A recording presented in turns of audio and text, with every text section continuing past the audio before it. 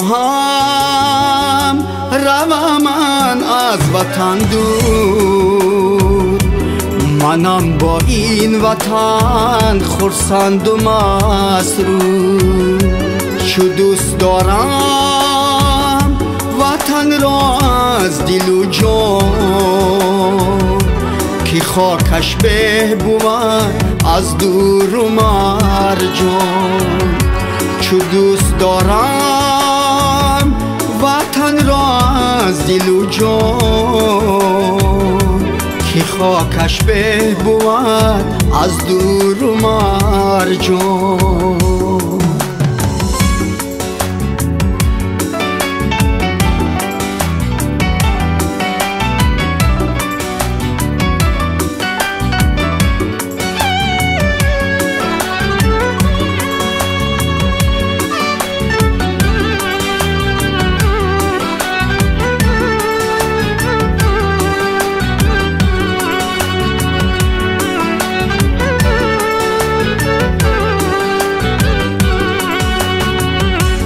وطنم بهشتی روی زمین است، شما در مهربان و نازنین است.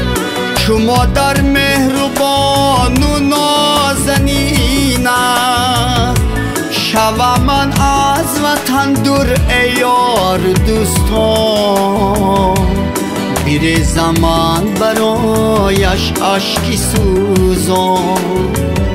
شوم من از وطن دور ای یار دوستان، بیر زمان برایش اشکی سوزان.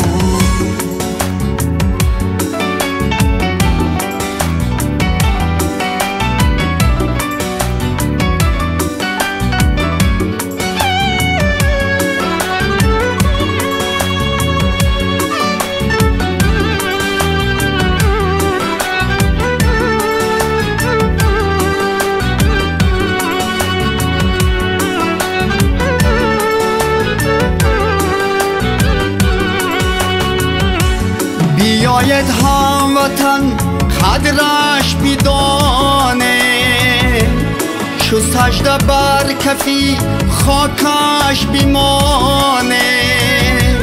چو سجده بر کفی خاکش بمانه. خدا باشد نگهبان این وطن را، سراسر تاجیکستان ملک دل را. خدا باشد نگهبان این وطن را، سراسر تاجیکستان ملک دل را. نمیخواهم روم من از وطن دور، منم با این وطن خرسند و مسرور.